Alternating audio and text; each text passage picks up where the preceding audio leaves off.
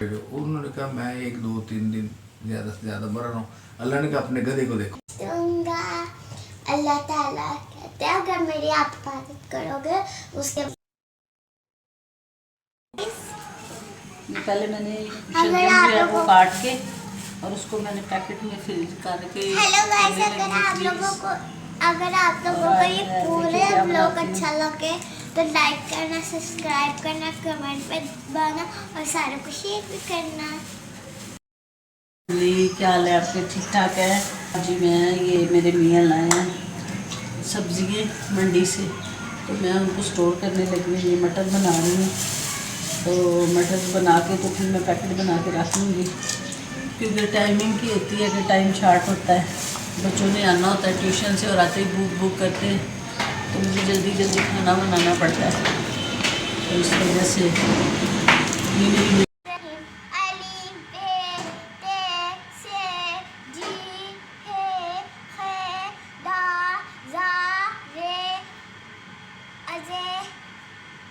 تھے.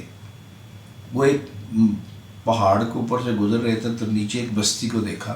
بستی ساری تباہ ہو چکی تھی، لوگ مر چکے تھے، لوگ سب مر چکے تھے. وہ ایک واقعہ تھا ایک لوگوں کا کہ وہ لوگ بڑے طاقتور تھے، انہوں نے پہاڑوں کے اندر اپنے گھر بنائے ہوئے تھے. پہاڑوں کے اندر جو گھر بنائے ہوئے تھے وہ گھر اتنے مضبوط، پہاڑ توڑ توڑ کے انہوں نے گھر بنائے تھے، اتنے مضبوط اور زبردست گھر بنایا. اور اس کے بعد انہوں نے سوچا کہ یہ تو ہم تباہ نہیں ہو سکتے، نہ ہمیں آندھی آئے گی، نہ سیلاب آئے گا یہاں، نہ کوئی چیز آئے گی، نہ ہم کہیں جا سکتے ہیں. اب ہم اتنے مضبوط ہیں کہ ہم نے ان پہاڑوں میں گھر بنا لیے. تو اللہ کو یہ بات ناگوار گزری کہ یہ ہم اتنے مضبوط ہیں کہ ہم اتنے طاقتور ہیں. اللہ کو ناگوار گزری. اللہ نے ایک فرشتے کو بھیجا اور کہا کہ جاؤ جا کے زوردار آواز لگاؤ.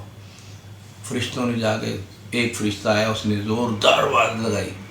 ان سب لوگوں کے کانوں سے مغز باہر نکل گئے اور سب کے سب مر گئے. نبی گزرے وہاں سے. اس نبی کا مجھے نام، ان نبی کا نام نہیں آتا اس وقت، میرے دماغ میں نہیں آ رہا. وہ گزرے ایسے دیکھ کے ان لوگوں کو، ان کی پڑی ہوئی ہڈیوں کو دیکھ کے کہا کہ ذہن میں، دل کے اندر چھوٹی سی ایسی آئی بات کہ اللہ ان کو کیسے زندہ کرے گا.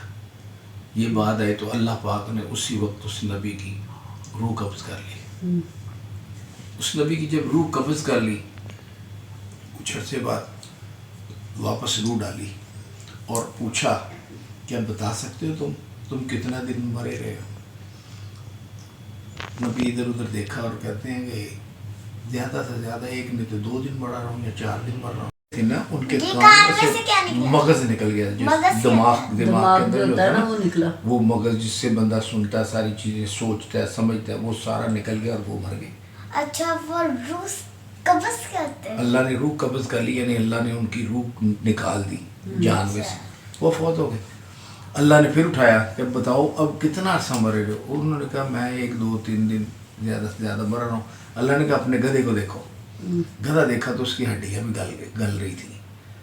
تو اللہ نے کہا اب دیکھو تیرے گدھا میں نے مارا ہے، اس کو جگایا نہیں.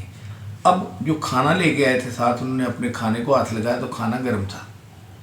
اللہ نے کہا دیکھو میں نے ایک وقت میں 3 کام کیے، تمہیں میں نے مارا ہے اور جگا لیا ہے.